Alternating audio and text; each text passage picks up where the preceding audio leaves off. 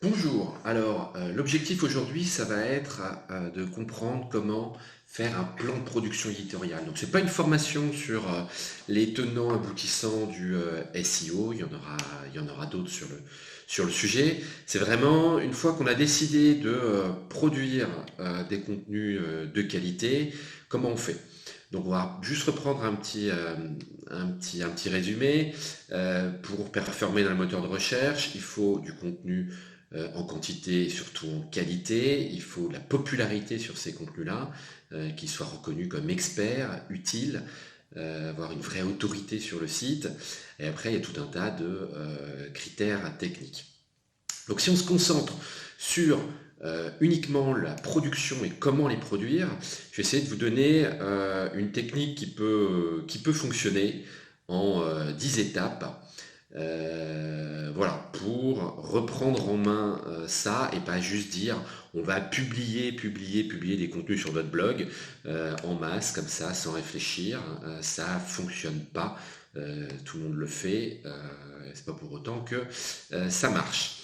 Donc la première chose primordiale, qui sera abordée dans d'autres vidéos, c'est de comprendre les attentes des moteurs de recherche, l'algorithme de Google, en termes de qualité de l'information, quel niveau d'exigence, en termes de fraîcheur, de popularité, comprendre les algorithmes Panda, Colibri, Pingouin, Pigeon, pour effectivement pas tomber dans des travers de ferme de contenu où on produit trop de mauvaise qualité, comprendre comment les contenus sont rankés, toute la technique, le linking interne, la hiérarchie sur le site, voilà. Donc comprendre ce que Google attend pour bien positionner un contenu. Donc c'est pas le voilà, c'est utile, c'est vital, mais ça va pas être le sujet d'aujourd'hui. Deuxième chose, c'est de comprendre les intentions de vos personas. Qu'est-ce qu'ils cherchent? Pourquoi ils vous achètent? Quel service il leur manque? Qu'est-ce qu'il n'y a pas chez vos concurrents et que vous avez? Voilà, définir un peu vraiment votre métier, le structurer, mettre des mots dessus, aller dans le détail, dans la profondeur, et voir ce que cherchent vos personas. Quels mots-clés ils tapent pour arriver à ça, donc pas mots-clés de manière détaillée, hein, mots-clés de manière générale, plutôt l'univers sémantique. Quel parcours d'achat ils font, où ils en sont dans leur parcours d'achat quand ils viennent sur votre site. Donc vraiment comprendre les intentions. Juste, si on a une stratégie de mots-clés, ça sert à rien. Google arrive à regrouper les mots-clés, à comprendre l'intention qui est derrière et savoir où en est le visiteur d'un site dans son parcours d'achat. Donc c'est important. Troisième chose, c'est de structurer ça dans on va dire un mind mapping. Donc vous faites un beau schéma avec donc autour du centre les intentions prioritaires. Donc si on prend, je sais pas, le voyage, hein, un domaine que je connais bien, ça va être prendre l'avion, ça va être dormir, ça va être visiter. Voilà. Donc les intentions, premier niveau, autour de de la couronne, les intentions premières. Et après on les décline. Prendre l'avion, quelle question on se pose, c'est combien ça coûte, quand partir, de quel aéroport partir, à quel aéroport atterrir, quels sont les services, le parking à l'aéroport. Donc c'est des intentions secondaires. Donc faites ce travail-là, une arborescence, hein, ça va faire un superbe graphe, vous en serez très très fiers, une arborescence à 3 ou 4 niveaux qui permet de mettre les intentions sur le papier. Donc pour vous aider, il y a votre propre cerveau, ça c'est du jus de cerveau pur. Après, il y a un outil de formalisation MindMaster qui est super pour faire ça. Vous pouvez même partager avec d'autres, hein. Co-construire ce mind mapping. Il y a des outils comme 1.fr, People Also Ask qui vous donnent, on va dire, quand vous tapez un mot-clé ou vous donnez l'URL d'une page, ça va vous donner le positionnement sémantique de cette page, ce que les autres internautes, ce que les internautes vont aller chercher quand ils s'intéressent à cette intention-là, quels sont les mots-clés liés à cette requête-là. Donc ça permet de rentrer un peu dans le détail, de rien oublier. Et après, il faut aller faire un petit tour sur le Google Suggest, donc commencer à taper le mot-clé principal sur Google et voir ce que Google propose. Donc soit dans les questions pré-suggérées du moteur de recherche, soit dans les questions que Google met dans ses résultats naturels et qui permettent d'affiner les questions pour les internautes. Il leur simplifie la vie. Et donc vous regardez les questions les plus couramment posées par les internautes. Donc vous faites un mind mapping comme ça, qui est une synthèse de ce que vous pensez que les internautes cherchent, ce que les outils du marché disent qu'il y a chez sur le net, hein, comme univers de mots-clés, et ce que Google voit comme requête. Donc vous pouvez aller un cran plus loin et utiliser des outils comme SEMrush, où vous verrez les requêtes tapées chez vos concurrents. Donc quatrième étape, c'est d'identifier où est-ce qu'il reste du trafic à faire, les niches, les réservoirs de croissance. Donc pour ça, un outil formidable, hein, on vient d'en parler, c'est SEMrush. Donc vous allez pouvoir analyser vos concurrents, voir quel trafic ils font par mot-clé dans le temps, hein, il y a la saisonnalité qui est prise en compte, regarder la difficulté d'atteindre ces mots-clés, une notion de concurrence par mot-clé, le champ sémantique global, tous les concurrents vont être analysés, hein, quand vous comparez par rapport à une de vos pages existantes, vous allez pouvoir regarder qui se rank dans les 10 premiers résultats sur Google et est-ce que les mots-clés sont présents chez vous, chez les concurrents, est-ce qu'il y a des vidéos dans la page, voilà. Donc c'est des analyses très très poussées, ça prend du temps, il faut comprendre. Mais c'est des bêtes de concours, donc vraiment, voilà, comprendre le potentiel de croissance. Donc ça se synthétise avec un tableau, donc avec des groupes de mots-clés, donc mots-clés, potentiel, donc en trafic mensuel, capacité qu'on peut avoir à aller chercher du trafic, donc avec cette notion de concurrence sur le mot-clé, et le positionnement que l'on a aujourd'hui. Donc ça permet de définir un potentiel de trafic cible adressable en étant positionné sur les mots-clés sur lesquels vous voulez vous positionner. Ensuite, l'étape suivante, la cinquième, c'est de faire un audit de votre position actuelle. Donc d'aller dans la Google Search Console, de regarder le ranking que vous avez sur les mots-clés, de regarder le nombre d'affichages dans les moteurs de recherche, tous les mois ou sur des périodes. Et donc ça vous permet en fait de voir quelle part du trafic vous captez, ce qui vous reste potentiellement à aller chercher.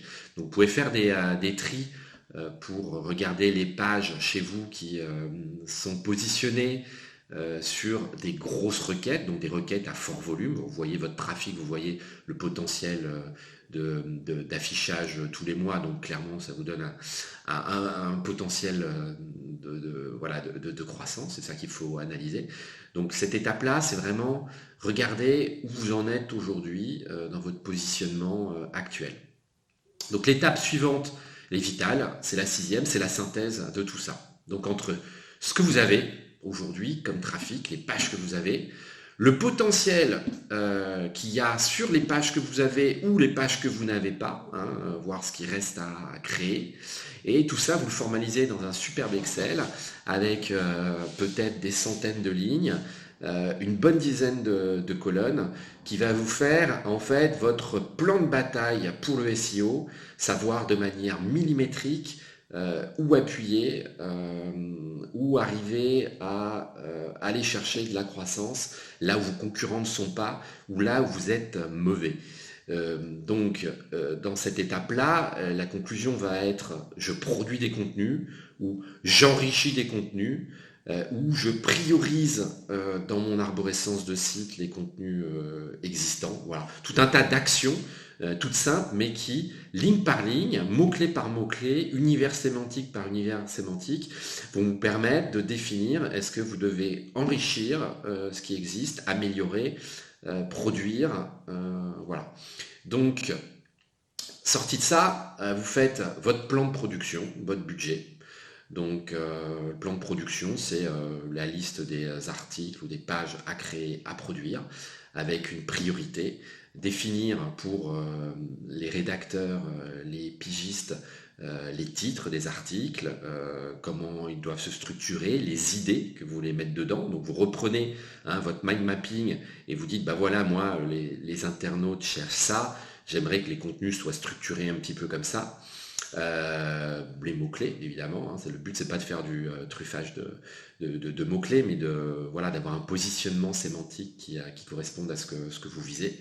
Vous définissez un peu, si vous avez le temps, hein, les liens internes, les liens externes, comment renforcer l'expertise de votre contenu et la priorisation sur votre site. Vous pouvez faire des tests. Donc, si vous avez des groupes d'articles à créer pour être sur une sémantique sur laquelle vous n'êtes pas, ou vous voulez tester une nouvelle grappe de contenu, vous faites des tests, vous en publiez 2-3, vous regardez ce qui se passe avant de partir sur des plans de production à 20-30 articles. Donc voilà, le plan de production, le budget associé. Donc quand on parle budget, il y a forcément la longueur des textes. Hein, donc il faut bien évidemment être au minimum de ce que font les concurrents. Vous aurez quelques infos là-dessus sur SEMrush. C'est pas qu'une question de quantité, c'est une question de qualité, de structure. On est d'accord, mais vous aurez un budget parce que globalement, hein, le coût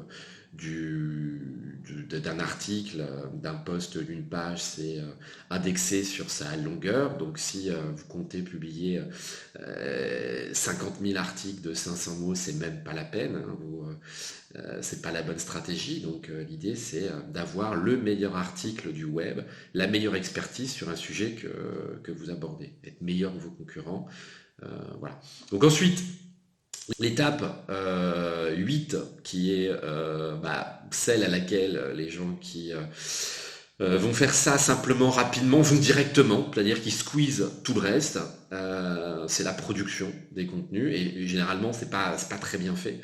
Donc voilà, une fois qu'on a défini le plan de bataille, il suffit de phaser ça dans le temps, de trouver les bons rédacteurs qui savent à la fois faire du contenu de qualité, mais l'optimiser pour le référencement. Donc là, on va se poser la question de l'arborescence après sur chaque article. La longueur, les liens sortants, la structure des H1, H2, H3. Voilà, c'est ce qu'on met en gras, ce qui est plus important, ce qui l'est moins. Donc produire des contenus utiles, nombreux, bien formatés et surtout experts. Voilà, c'est l'étape, on va dire, presque ultime, bien évidemment prioritaire, mais voilà, qui est souvent la seule faite, moyennement faite. Et l'étape d'après,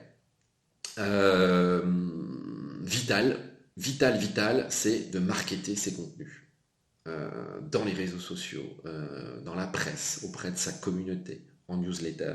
C'est-à-dire si vous produisez et qu'il n'y a pas de caisse de résonance qui est faite sur vos contenus, le signal qui est envoyé, c'est que le contenu est moyennement intéressant.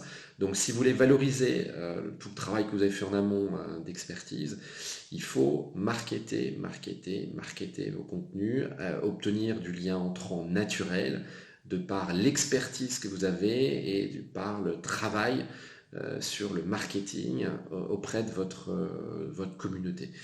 Donc voilà, globalement, un plan de production éditoriale, c'est pas très long à réaliser, c'est relativement analytique, ça vous permet de gagner énormément sur votre budget, c'est-à-dire qu'il y a des contenus que vous n'allez pas faire parce que finalement il y a peu d'intérêt, vous allez renforcer ce qui marche ou là où il y a du potentiel, donc c'est une manière d'allouer son budget de production de contenu de manière beaucoup plus smart. Voilà, donc j'espère que la vidéo vous a plu. Bonne journée. Au revoir.